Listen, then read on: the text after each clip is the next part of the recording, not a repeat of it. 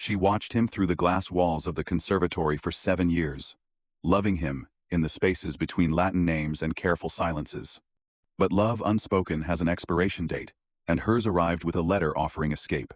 As the hired cart waited to carry her away from Thornley Estate forever, Imogen took one last look at the only place she'd ever called home, unaware that behind a study window, Lord Lucian Fairford was finally, devastatingly, seeing her for the first time. Welcome, my beloved. Before we dive into the whole story, please click subscribe and let me know in the comments where you're watching from, because tomorrow, I will be giving you another story just as beautiful as this one, and you don't want to miss it. Now let's get into it. The conservatory smelled of damp earth and possibility at dawn. Imogen arrived as she always did, before the household stirred, when the glass-paned sanctuary belonged only to her and the man she'd foolishly given her heart to without permission. Lord Lucian Fairford stood among his prized orchids, sketching with the focused intensity that made him forget meals, social obligations, and apparently, the humanity of those around him. His dark hair fell carelessly across his forehead.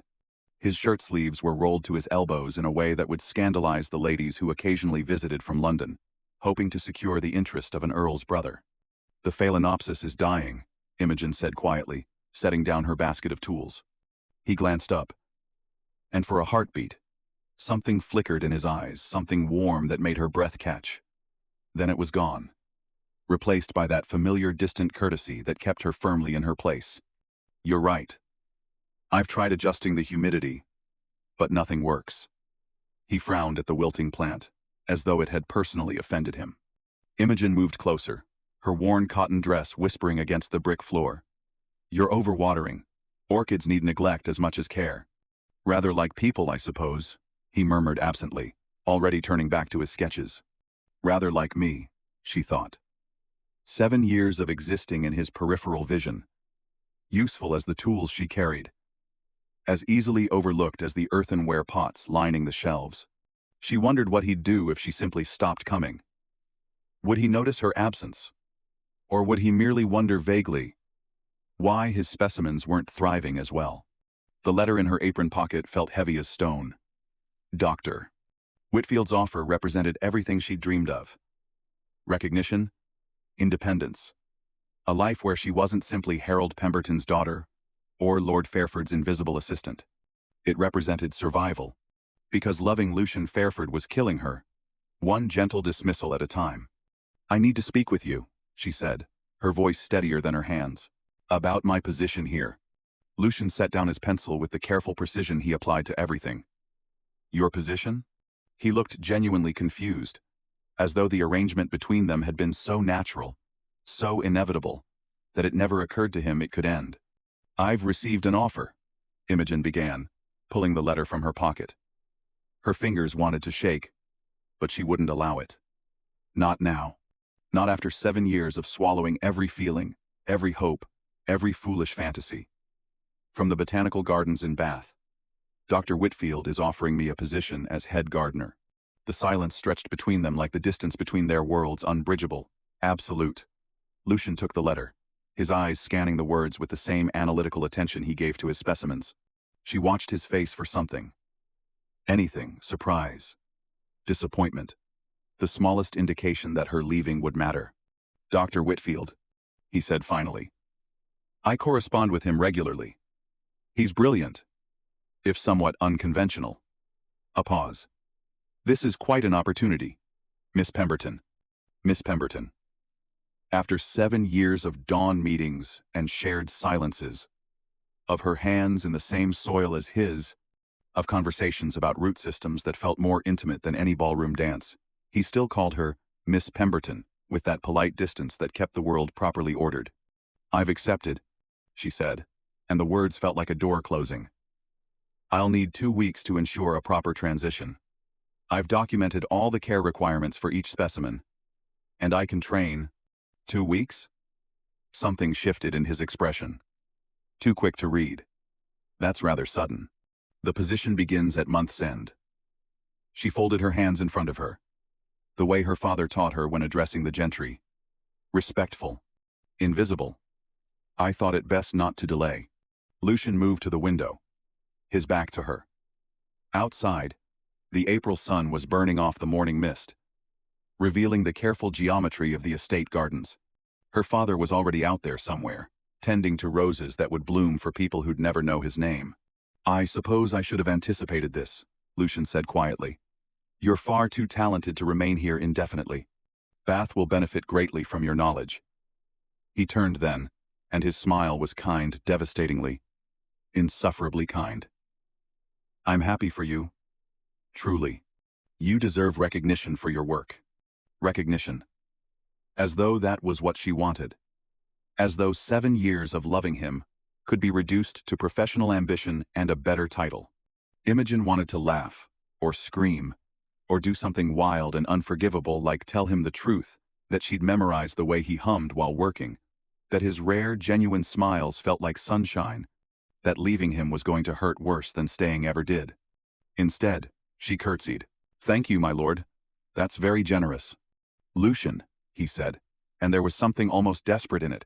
"After all this time, surely you can call me Lucian." But she couldn't. Because names held power and intimacy, and using his given name would only make leaving harder. So she smiled the pleasant, neutral smile she'd perfected over years of knowing her place and said nothing at all. "Well then."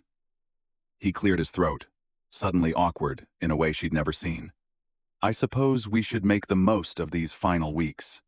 There's a new species of climbing jasmine I wanted your opinion on." And just like that, they slipped back into their familiar rhythm, talking about plants and soil and everything except what mattered.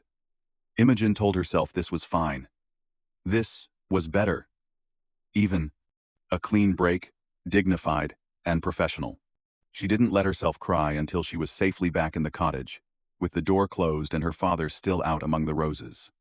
Then she allowed herself exactly 5 minutes to mourn what she'd never had, before folding the grief away like pressed flowers between pages preserved, but no longer living.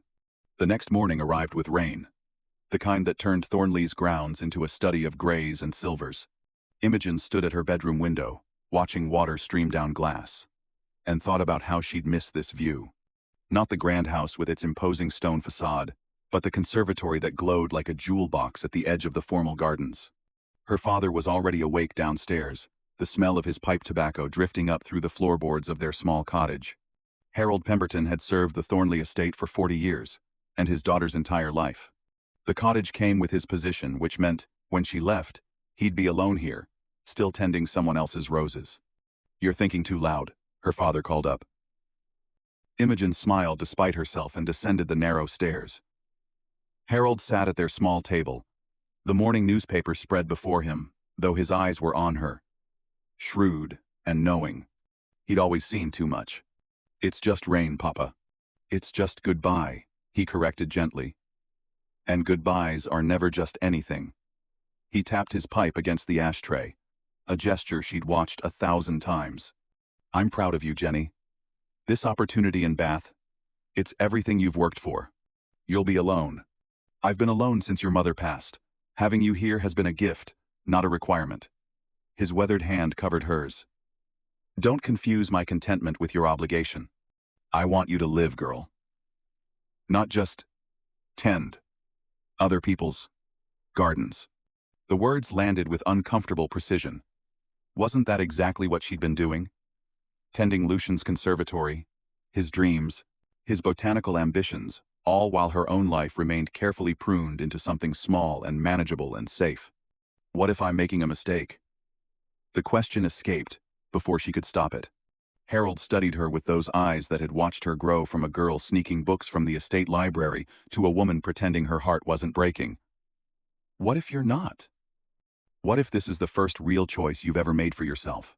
She had no answer for that. So instead, she kissed his weathered cheek and stepped out into the rain, her cloak pulled tight, heading toward the conservatory for another day of careful pretending. Lucian was already there, of course. He never seemed to sleep, as though rest was an inconvenience between him and his precious plants. But something was different this morning. The systematic order he usually maintained had given way to chaos: specimen trays scattered across the work table, half-finished sketches pinned haphazardly to boards, soil spilled across the brick floor. Did the jasmine stage a rebellion? Imogen asked, setting down her basket. He looked up, startled, and she realized with a shock that he looked terrible. Dark circles shadowed his eyes, his cravat was askew, and his usually meticulous appearance had the rumpled quality of someone who'd been wearing the same clothes for far too long. I couldn't sleep, he admitted, which was perhaps the most personal thing he'd ever said to her. Kept thinking about succession planning for the specimens. Some of these plants are irreplaceable, and if something were to happen... He stopped, ran a hand through his already disheveled hair. I'm being foolish. I'm being foolish. You're being thorough, Imogen corrected, moving to help organize the scattered trays. It's one of your better qualities. I wasn't aware you kept a catalog of my qualities. The words came out before she could stop them. I've had 7 years to compile it.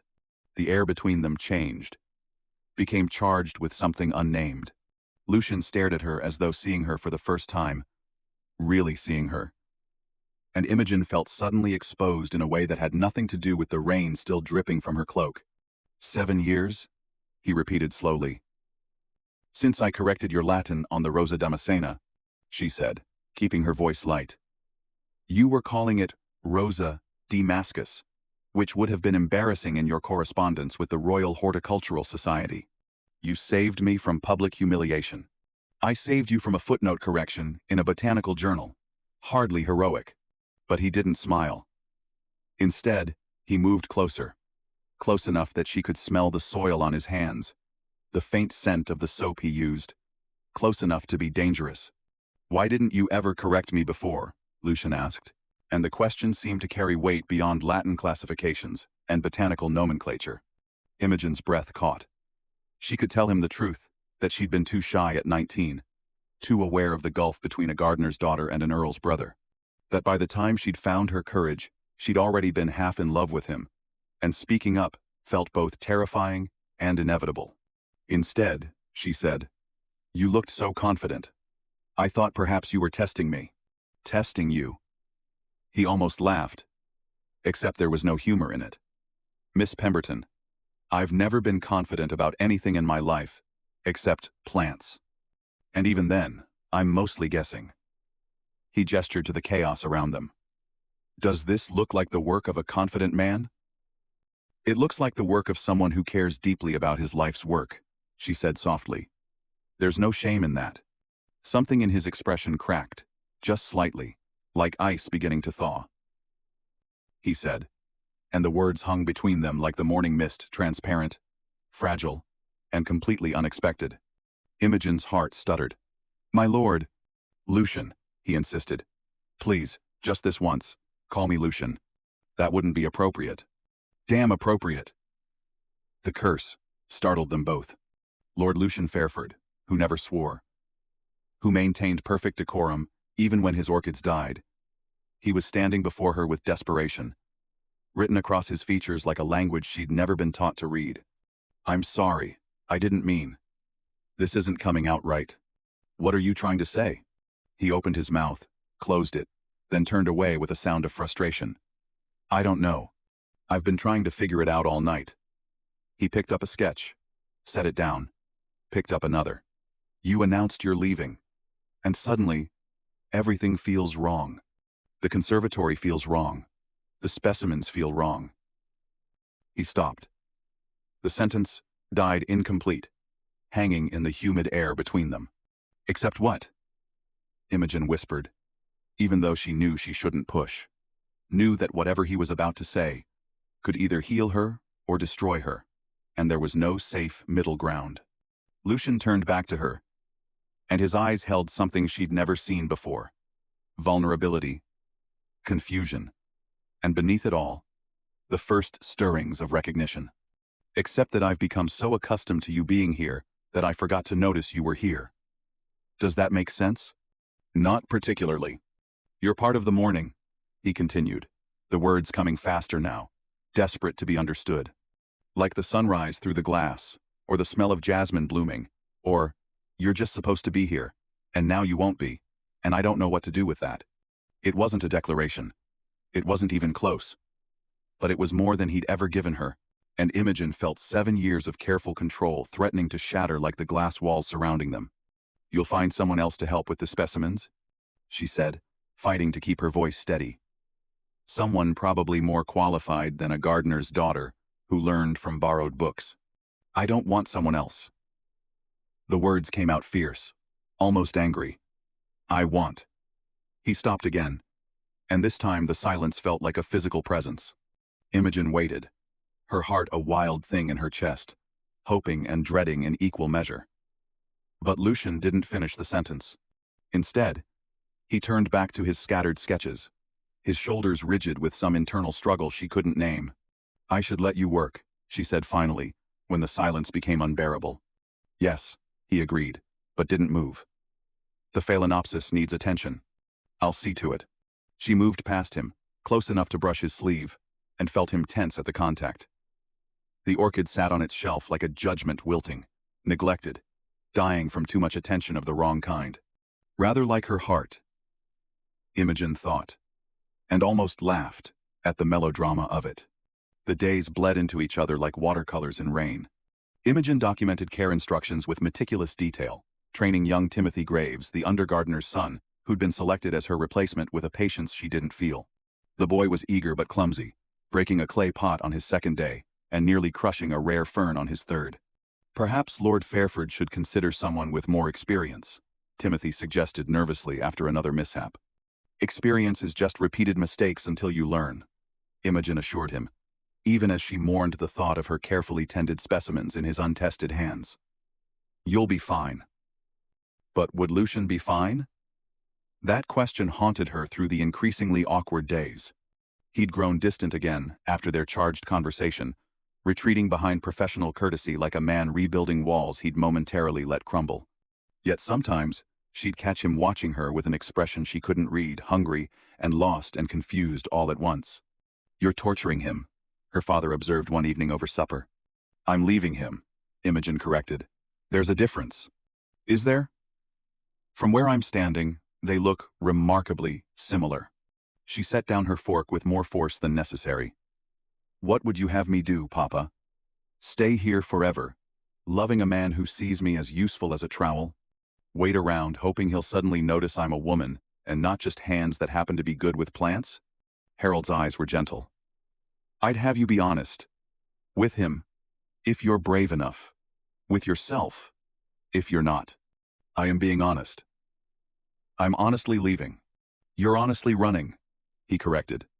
"And I don't blame you for it, Jenny. God knows I understand the impulse to protect your heart. But sometimes the brave thing isn't protecting yourself. Sometimes it's risking everything for the truth." The truth. As though truth had ever done her any favors. The truth was that she loved Lucian Fairford, with a desperation that made her bones ache. The truth was that 7 years of proximity had taught her every expression that crossed his face. Every small gesture that meant frustration or excitement or deep contentment. The truth was that leaving would probably kill something vital inside her, but staying would definitely do so. So she kept her truth to herself and continued the careful process of dismantling her life at Thornley. On her final Friday, Mrs. Aldridge, the estate's housekeeper, invited her for tea in the servants' hall, a kindness that brought unexpected tears to Imogen's eyes. The long table was crowded with staff she'd known her entire life. Cook, with her flour-dusted hands. Geoffrey, the head groom, who'd taught her to ride when she was 8. Mary and Susan from the scullery, who'd become something like friends despite the hierarchy that technically separated them. "You'll write to us?" Mary asked, pressing a handkerchief into Imogen's palm. "Let us know how you're getting on in Bath?" "Of course," Imogen promised, though she wondered if she would. Wouldn't letters back just be tethers to a life she was trying to escape? "Lord Fairford's been impossible all week," Geoffrey mentioned casually. "Snapping at everyone, forgetting meals, working himself into the ground. I've known him since he was a boy, and I've never seen him quite like this." "Grief does strange things to people," Mrs. Aldridge said pointedly, her eyes on Imogen. "Makes them act in ways they wouldn't normally." "It's not grief," Imogen protested. "He's simply concerned about the transition with the specimens." "If you say so, dear." But Mrs. Aldridge's expression suggested she knew better. That night, Imogen couldn't sleep. She lay in her narrow bed, listening to the house settle around her, memorizing the sounds of home. Tomorrow was her last day. Tomorrow, she'd say a final goodbye to the conservatory, to Timothy and his eager incompetence, to Lucian and his careful distance. Tomorrow, she'd become someone new, someone unencumbered by silent love and impossible hopes. The thought should have felt liberating. Instead, it felt like drowning. Her last day dawned clear and bright, the kind of morning that made the conservatory's glass walls throw rainbows across the brick floor. Imogen arrived early, earlier than usual, wanting this final time to herself before the day's goodbyes began. But Lucian was already there. Of course he was. He stood before the restored phalaenopsis, which had begun to bloom again under her careful neglect. The white petals seemed to glow in the early light, impossibly delicate, impossibly beautiful. Rather like hope, Imogen thought. Fragile and easily crushed, but stubbornly persistent when given the right conditions. "You saved it," Lucian said without turning. "I thought it was too far gone." "Most things aren't as far gone as they appear," Imogen replied, setting down her basket for the last time. "They just need someone to believe in their resilience." He turned then, and the expression on his face made her breath catch. He looked exhausted and determined and frightened in equal measure, like a man standing at a precipice, trying to decide whether to jump. "I need to tell you something," he said. "And I need you to let me finish before you respond. Because if I stop, I'll lose my courage entirely." Imogen's heart began to race. "My lord." "Lucian," he insisted. "Please. Just this once, for this conversation. Let me be Lucian, and you be Jenny. And we can forget about titles and propriety, and all the ridiculous rules that say I'm not allowed to feel what I feel." The world seemed to tilt. "What do you feel?" We. That's what I'm trying to tell you, if you'd let me." He ran a hand through his hair, that gesture she'd memorized years ago. "I've been doing a great deal of thinking these past 2 weeks. Rather obsessive thinking, actually.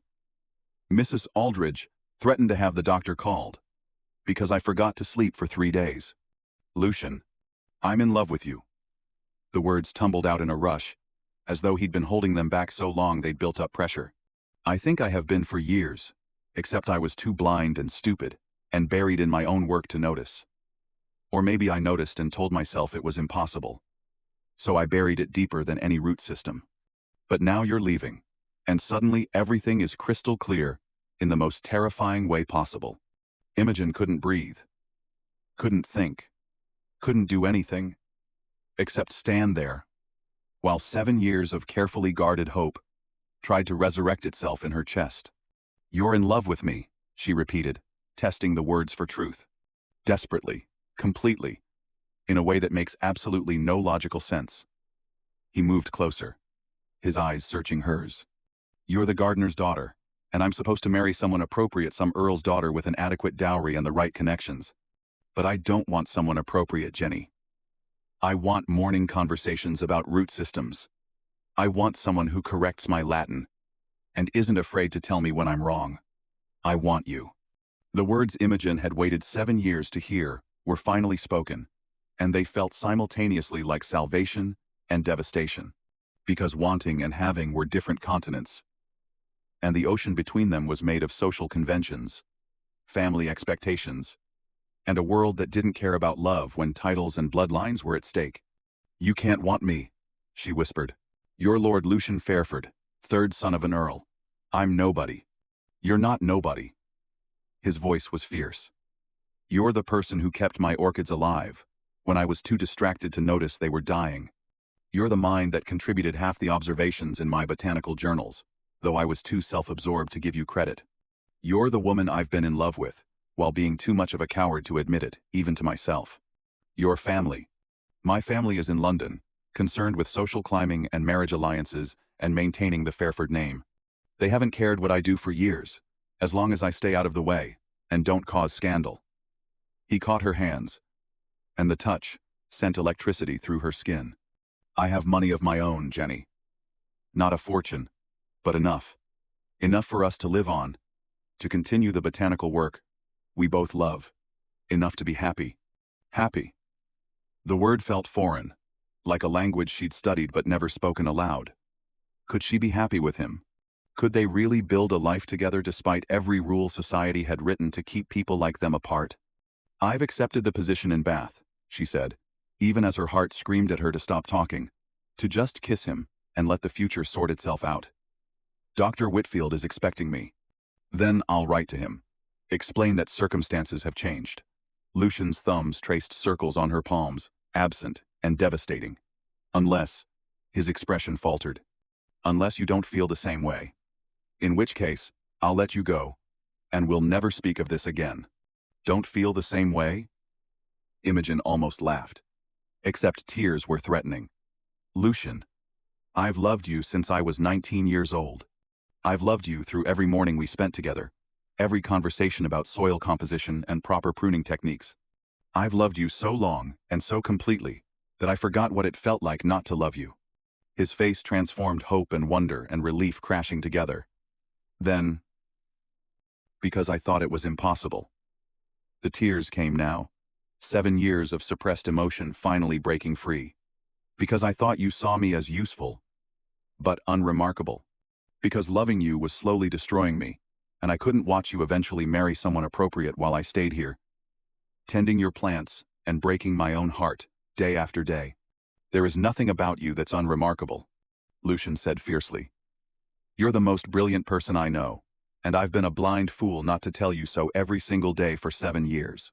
He pulled her closer. And suddenly, they were standing as they'd stood 1,000 times before near each other in the conservatory's humid warmth. Except everything had changed.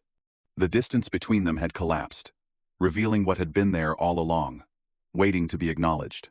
"What do we do now?" Imogen whispered. "Now?" Lucian's smile was tremulous and beautiful. "Now I'm going to kiss you, if you'll allow it.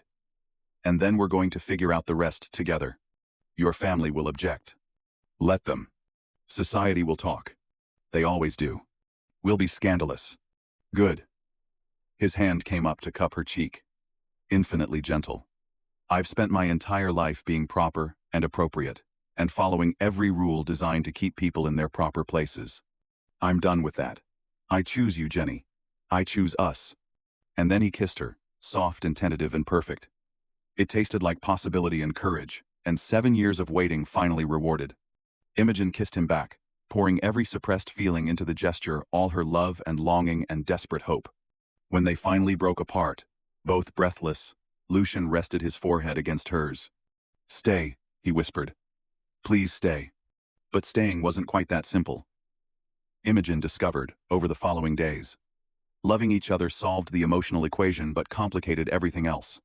There were letters to write to Dr. Whitfield, apologizing for withdrawing her acceptance. To Lucian's family explaining his intentions.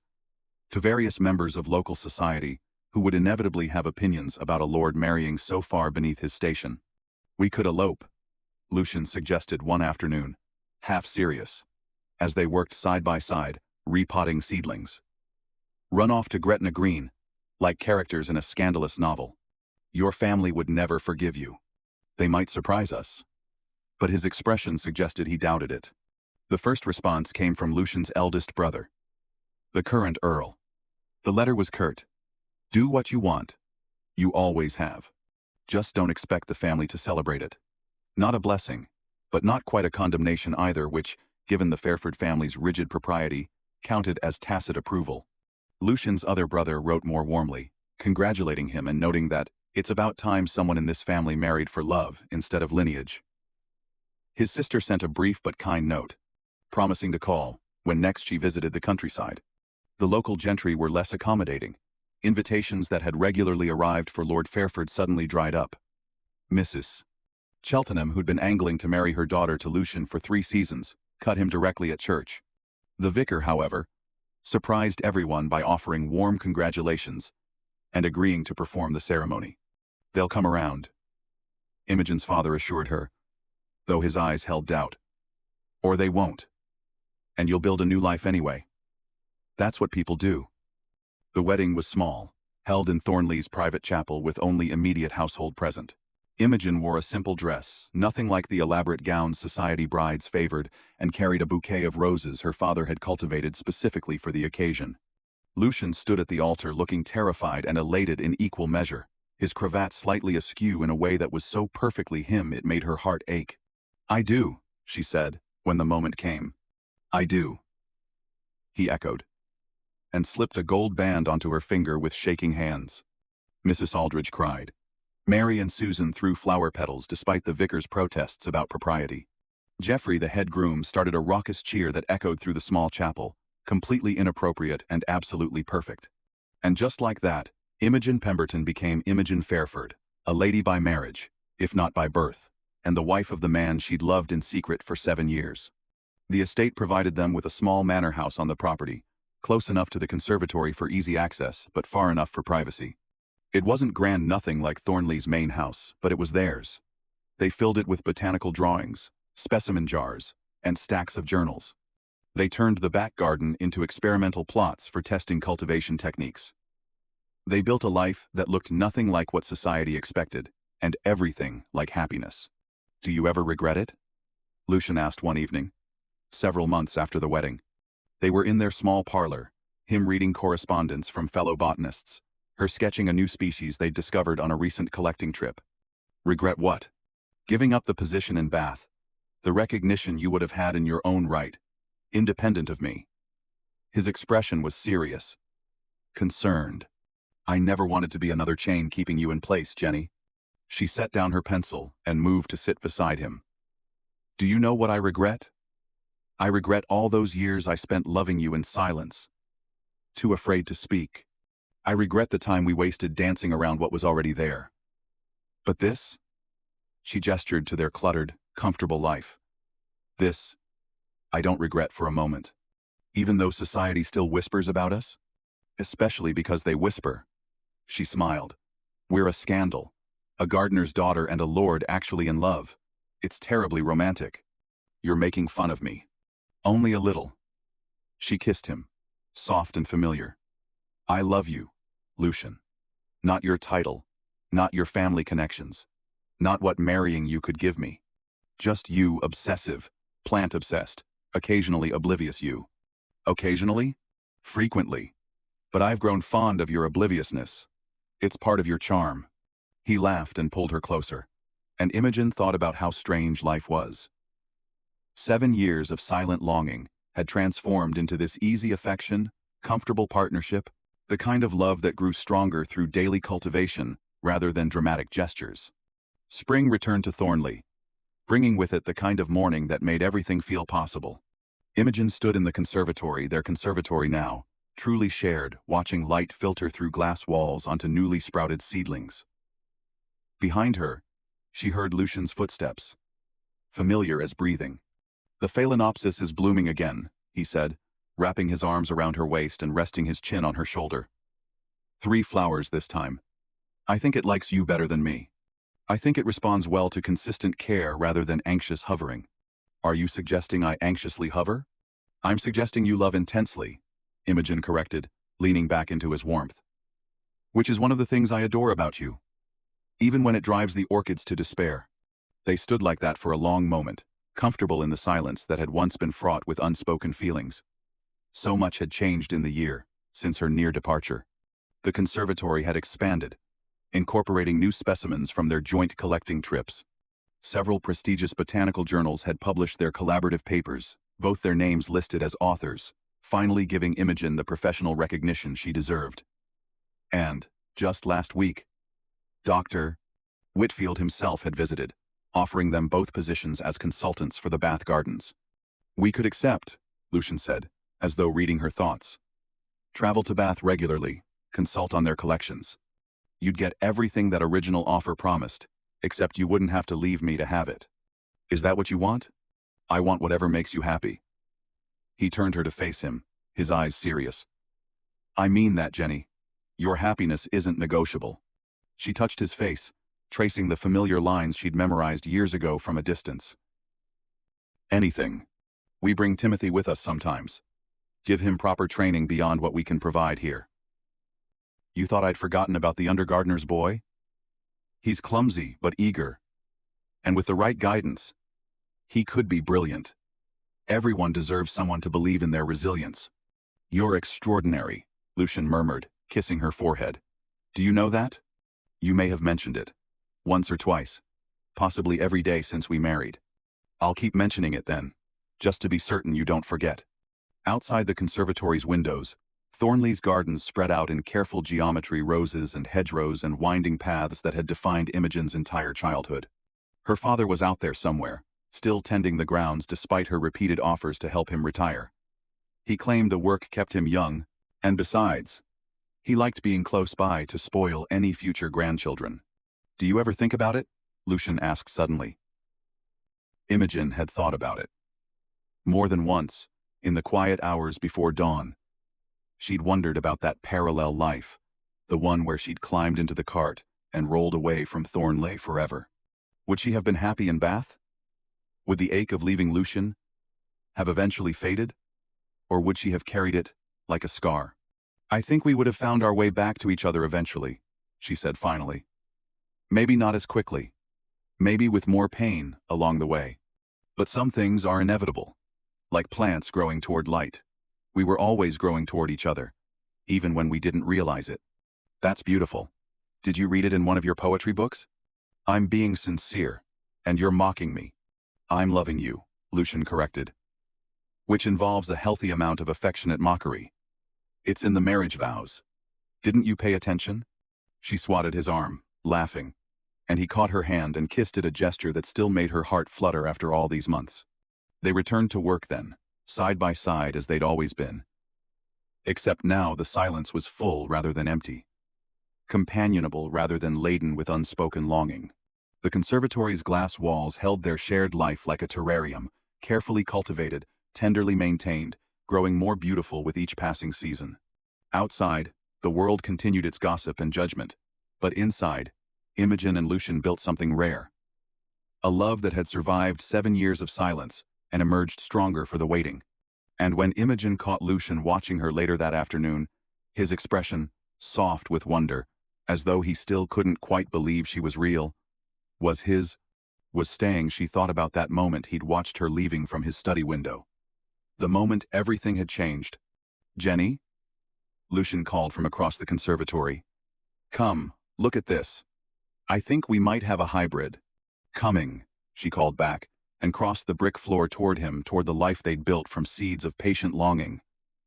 Watered with tears and laughter, blooming now into something neither of them could have cultivated alone. Some loves were like orchids, she thought. Difficult, demanding careful attention, nearly impossible to grow. But when they finally bloomed, when they finally, devastatingly bloomed, they were worth every moment of patient waiting. She took Lucian's hand, and together they bent over the new specimen. Their heads close, their future spreading before them, like an undiscovered species waiting to be named. Thank you for watching this story to the end. If you enjoyed this story, you will surely love the next one. It's as beautiful and intriguing as you can ever imagine. So do check it out. See you on the next one.